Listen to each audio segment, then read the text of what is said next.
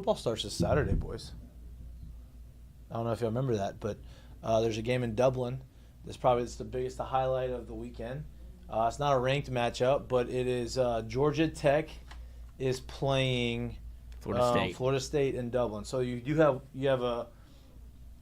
two power conference teams playing a game overseas. One team is ranked, and it's the first game of the season in the morning. Some crazy stuff could happen. A lot of different things are happening at Florida State. I think they're going to be a really good team. I think they probably should win the game. But game in Dublin, you never know. Point spread is going down. It is. Quickly. It was at 11.5. I think it's now at 10.5 or 9.5. But people are hopping they're a little on nervous. this Georgia Tech team with Haynes King, maybe the goofiest throwing motion in all of football. What? He did score 37 touchdowns last year. He scored or was it part of? It was a part of. He threw for 27 and ran for 10, something like that. Yeah, at Georgia Tech. At Georgia Tech. He also If you remember, he was at had A&M. 15 interceptions. So 15? yeah, but he was a winner, all-time winner. Part of Everything he them did in changing Texas high school. Part of them changed. I won't say, the culture you can't say, but kind of how you view Georgia Tech. Remember, that's always been for a long time option veer type of offense. Even when you had Calvin Johnson and Demaryius Thomas and all those guys running through it, that's changing over there now. So they're trying to change that a little bit. Yeah, I think of Reggie Ball. Me too. Yeah. I was just about to say that. I was like, the most random thing. Every time I think Georgia Tech, I think Reggie Ball running out of bounds on fourth down. Oh, okay. Or throwing away Yeah. on fourth down. I remember that. That's what I remember. I just think of them two. Last play of the game, throwing away. Them two goated receivers just running around, and you're like, nah, dog. I'm going to run this veer, though. I don't care if we got you out You there. better downfield block. You got Obviously, 26 catches on the year. That's all you get. Obviously, no Larry did they Fit- recruit no, Larry them? Fitzgerald. I don't know. Obviously, no I don't know Calvin how Johnson, those dudes but fell there. Reggie Ball it always sticks in my head. Sick Oakley visor. Third out of But bounds. that specific play, Yeah. it was like a core memory of mine. I don't know why, but it is. I just remember watching it as a kid. Like, it's fourth down, last play of the game. This is your last chance, and he just throws it away. Oh, guess not. I'm like, oh, this is not what Awareness not high. That's not what I think was. Just throw an interception. Actually, that'd be better. Give us a chance. Yeah, give it a shot. But it's gonna be fun now that football is actually back. Hard Knocks, did not watch it yesterday. Did you watch it? I haven't seen it yet. I'm Haven't going to watch it seen it tonight. yet either? Yeah, I completely forgot about it last night and thought about it today, and I'm like, my wife kind of likes to watch like the preseason Hard Knocks. So I just like, I don't really have time to do it today. I'm not going to kind of like jump in on some of it, so I'll just probably watch it tonight. I haven't seen it yet, though. Yeah, I haven't seen it yet. I did see something today, though, that they talked about. I think the Bears owners do not curse. They don't condone cursing. So it was a big thing for them to not have any cursing in this season's Hard Knocks because that's how they go about stuff. Oh, how'd you know that? Where'd you hear that? Literally, I read it somewhere. So that's I guess that's the thing. Like, it's, obviously Hard Knocks has been known for being kind of Edgy. unedited. Like, they're just going to kind of give it to you raw, right? And that's a thing, I guess, in this one. So if you were wondering that, if you're like, man, this one ain't giving it to me yet, or if that's kind of something, I think that's a little bit of what's going Do you on. think they're editing it out, or it's just not allowed in the building? Like this is actually a real rule that we follow. Let's be honest. You got grown men here. Yeah, you Yeah, ain't. it's rough. It's happening in the building. I would imagine it's a little bit less free-flying if they knew that, and that's been talked about, and people kind of respect each other more, but it's happening in the building. They just make sure that when whatever we're going to produce and put out, it's not going to have it in there. Lord, are you making any bets on the first weekend of college football? Yes. The Florida State Georgia Tech game? Yeah, I'm taking Georgia Tech. Probably the over. Are you? What's the over/under? 55.5. Yeah. I'm looking I'll at it take right the now. over. I'm not sold on Florida State as high as everybody else is. It doesn't. Is it because that you're really not sold on them, or is it because you're just bitter because they beat us Oh 2 years in a no, row? I flushed that. I flushed that after the game. 24-hour rule. It's gone. Oh, really? But I just don't know about the moves. I'm not sold on DJU. I don't know about some of the moves that they made and all the players that they lost. They lost a especially- bunch. They lost a ton. And so it's really on their head coach to see if you're the guy that everybody thinks you are, Norvell. Is that the only game you're going to bet on? SMU, Nevada, Delaware State, Hawaii? See, I have a little bit of a rule here. If you can't You got name rules? at least one player on each team, you probably shouldn't be throwing any money down on it. Agreed. But that rule gets broken a lot. I'd imagine that you're probably going to bet on something else. You're going to be watching a game bored on Saturday. Oh, ready for live football, betting is- and you're going to live bet. That counts as betting. Yeah. But that's when I get to, see the film, see the tempo of the game. There's nothing worse than just missing the window for a live bet. We're like feel like this is going to happen. Then it starts to go that way. Now you're too late, and it's -4.5 instead of +3 when you could have grabbed it. You're like, I missed it. Then you chase, and now you have a loser that was supposed to be a winner. And that's how you hate teams. That's gambling. That's gambling. Or you could go Oklahoma State, and you can just start Venmoing these cats. I was about to get to that. Rip. Hey, listen. NIL brings a lot of interesting strategies amongst these college football teams. So if you're not sure what Lloyd's talking about, Oklahoma State has announced that they are going to put a QR code on the helmets of their players, so that if you're watching it and I would imagine that if you're watching it and the running back is it Gordon? Ollie Gordon, right? Ollie Gordon runs for 250 yards and 3 touchdowns, and you're watching the game and maybe you're a little bit inebriated. You had a few too many. And you're very happy that he just did this for you. Ollie Gordon. I'm going to screenshot his helmet. I'm going to put my camera up there, and I'm going to get the QR code. I'm just going to donate money to him for NIL. You can do that now. That's a creative. How do we think that's going to work out? I don't know. Like, I feel like it's going to be very underwhelming for what the players actually get. Like, it's a virtual tip jar, basically, and I just don't. I don't know, man. Is it going specifically to the player, or is it going to the NIL? You can specifically shoot it to the player. But you know what's crazy about it is I think, like, you may have not so much like the 250-yard game, but like let's say there's a overtime thriller or a fourth quarter thriller that happens and you do something crazy. That may be the one spot where that day you get a ton, as opposed to maybe the next week you just run for 200 and y'all beat someone by 30 to be like, it's expected. That's expected, all right? But if you do something crazy, it might be like, oh, my life is made. Yeah, take it all. Send him 500, be like, oh, shit. You don't need that? What did I do? So I don't know. That's going to be interesting to see how it goes. I'm excited. I can't imagine it'll be consistent, but there may be some bumps in there. And here's the deal. Like, if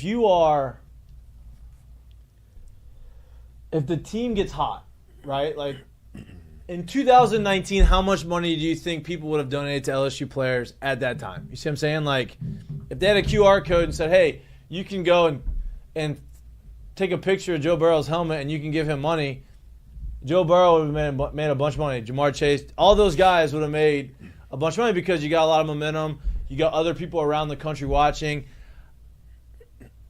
I think in those situations, you're going to end up having Odell Beckham already got in trouble that year for giving money. He's banned basically from coming around the program because he was giving money on the field after. But now he can do that. Now he can just take a video or take a picture and donate money. So I think that if these teams get to play, and the way that they get hot, right, some momentum, I think that can be beneficial. And the way that Gundy kind of explained it, he was on Mik'd talking about it today, and there was the way that they're going to do it is going to have the QR codes also in bars and restaurants and every other place, because it's going to be nearly impossible to do if you're at the game, because you're not. I don't know if you would try to get a QR code if that's the best way to do it. Through the television makes a lot of sense, and having placards with the QR codes on them makes a ton of sense too.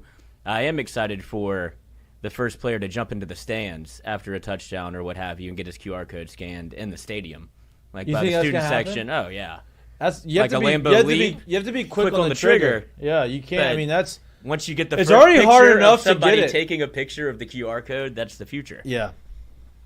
It's already hard enough to get the QR code to It is. You know what I mean? You got to hold it there for a second. Now you got someone, and hopefully capture the QR code, and someone's got to take a picture of your. You're going to have to ruin somebody else's experience and pause it and get it on there. And now you're 3 seconds behind, and now you got to fast forward. And maybe you didn't want to give that money because you didn't see what happened next. Just threw a pick. Look, yeah. I think that there's an opportunity for it to make some money. I'm with you, though. I think that, Oklahoma State, I don't know how much they're going to get from that. But if they make a run and they end up being better than people thought, they're in the playoffs and they have a guy. Story. It's cool. It's a cool opportunity. It's creative. Staying on the college football conversation, ESPN projects the 12-team college football playoff bracket. LSU is not on that 12 team. First team out. Georgia, Ohio State, Florida State. They're high on Florida State. They're very high on Florida State as a 3 seed. Utah, very high on Utah as a number 4 seed. Texas, 5. Oregon, 6. Notre Dame, 7. Ole Miss, 8. They have Alabama at 9. Miami, Penn State, and Boise State. What do you think about that? Who's the group of 5 team? Boise. No. Boise? Boise. The first one I'll West. bring up is the Florida State one. Now, look, bro, I think Norvell's a good coach. I think he's done well there with the program. I would imagine that they have a very strong opportunity to reload instead of rebuild after last year. But your quarterback has been this is his 3rd different school right now.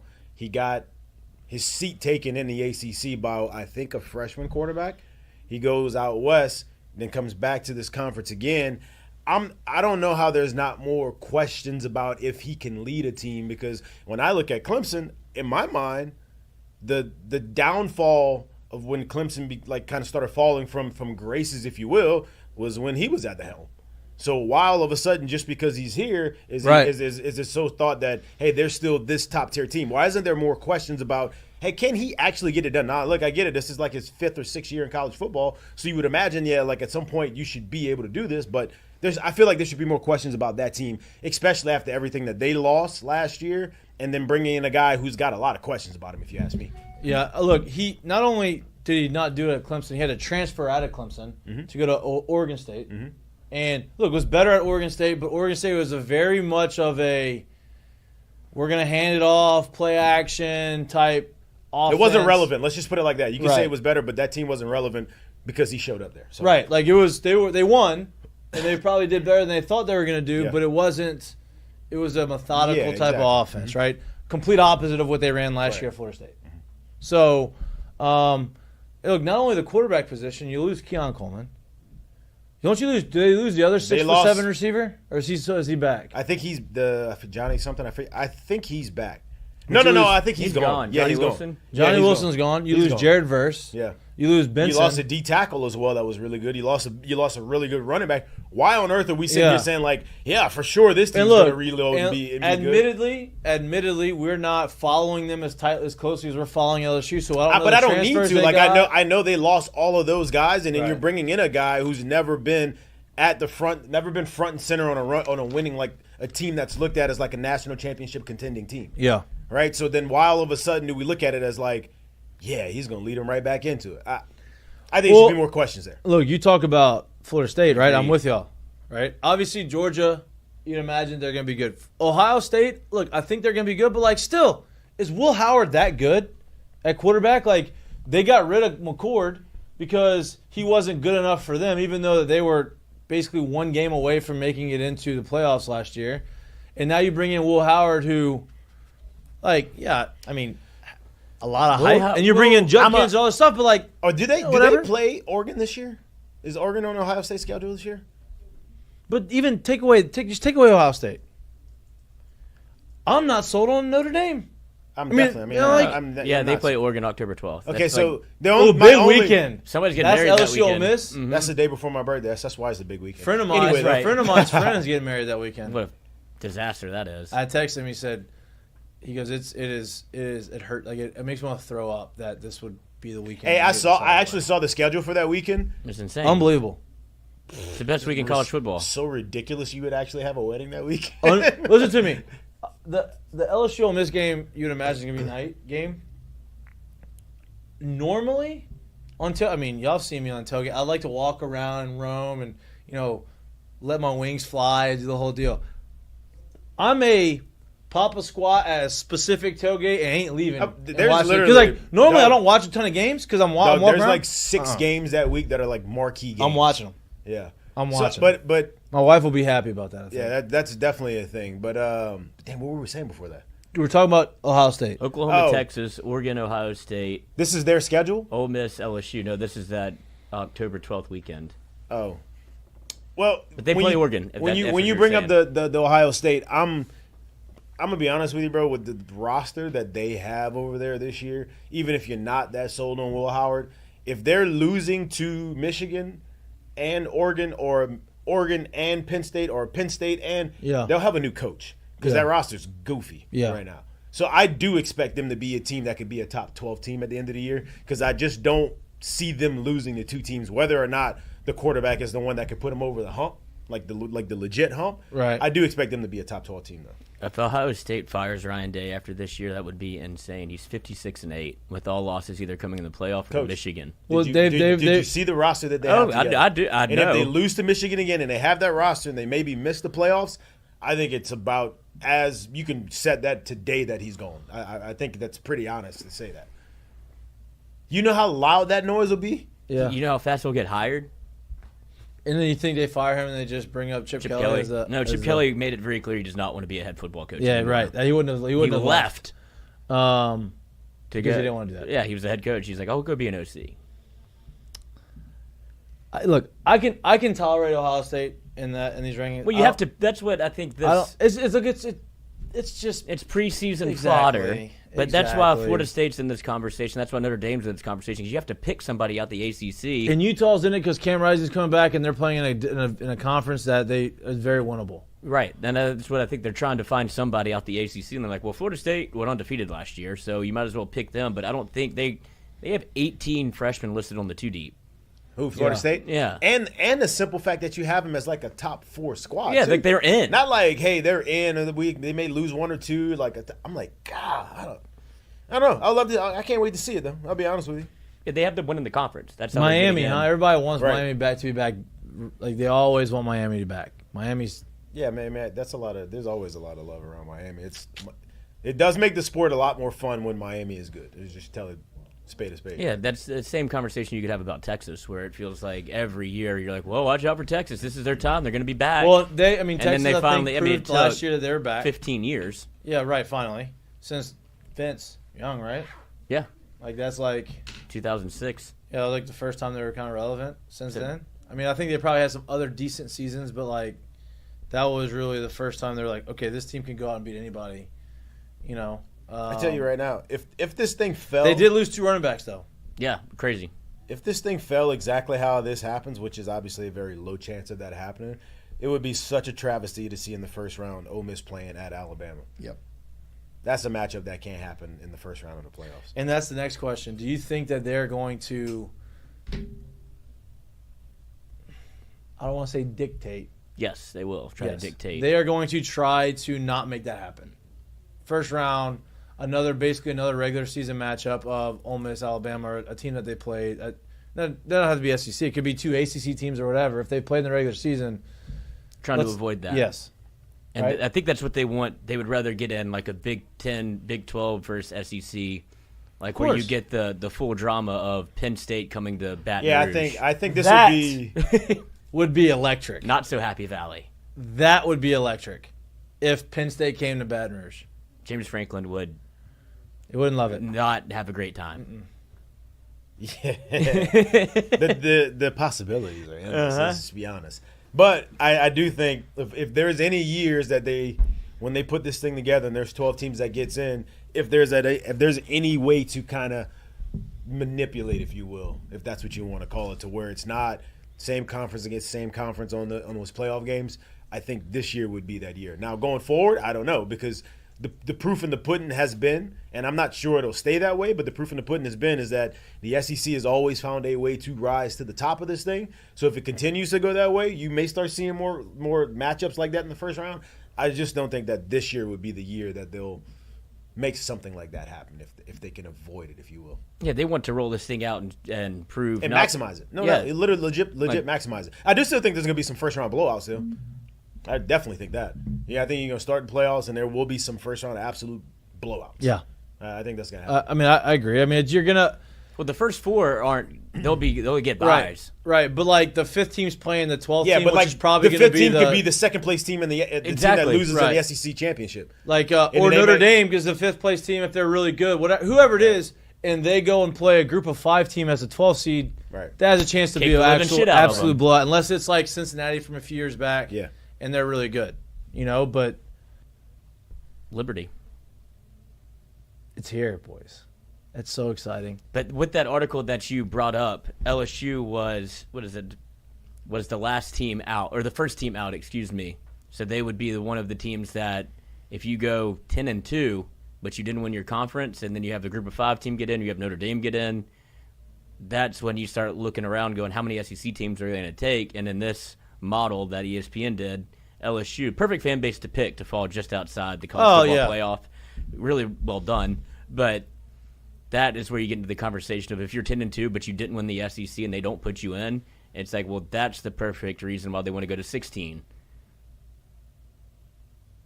It's always going to be that way, though. Yeah, that's what I'm saying. But they're going to set it up for that because they want it to be at 16. I think 12 is a good number. That's too bad for you. They wanted it at 16. Who's they? The college committee? football, yeah. You College think? football, yes. Once you get a taste of these playoff games, they're going to be like, this is the formula. Let's do what the NFL does. And now you can market and make so much more money you're out right. of these. You're right, which I'd be okay with it. More bowl games would get opportunities to host. That would be able to keep the bowl games, right? Like, you'd have the first round at home, and now you'd have extra bowl games hosting the second round. So it would give you 2 more games. That's the other thing. You can't have these guys playing a shit ton of games. I mean, they're already playing already a ton. are. Yeah. They found a way to put. Now we have 2 bye weeks. This game goes. This thing only used to go to the divisional round of the NFL. Now it's going to the conference championship round. Like you're gonna have the national championship and the Super Bowl played on the same weekend. National championship's gonna be playing in the Pro Bowl weekend, and then you got Super Bowl the next weekend. So smart. That'd be great. Football. That's where it's headed. But they're gonna make at some point the national championship game is gonna be after the Super Bowl. I will tell you this: it's so weird. It's been 10 years of that playoff system. I know, it's wild. That's crazy. Like, damn, they actually been doing that for 10 years. Arguably, the best year ever of the playoffs was the first year of the playoffs, right? When you had it was like Ohio State, Cardell Jones, baby. Yeah, Cardell Jones. Yep. That was. I mean, those games were electric. Yep. That was arguably the best one. It was the first one, but LSU just falls just out of that projections of making the playoff in college in ESPN's predictor. I think we've talked about this ad nauseum that I think that LSU, if they go 10-2 in the regular season, they are in, and as a at large, if you would so to say. Here's my other question. Well, I guess it doesn't matter. Never mind, because there's no divisions anymore. There's no divisions anymore. Yeah. So I would say, what if a team that has like LSU last year or 2 years ago when they snuck into the SEC championship game and go and beat Georgia? They're obviously getting that large bid. Every conference champion is in. Yeah. But that can't happen because it's the best records in the conference. Now. I do like, and look, things have kind of changed. The dynamics have changed a little bit. Nick Saban is now gone. It's not a thing. But for that program to be what it has been over the past 10 to 15 years at Alabama, the fact that Nick Saban is out and that the playoff system has changed to what it's changed to now, I do like it because being an LSU fan, being an LSU alum, what it has been for LSU over the past 15 years is the whole date.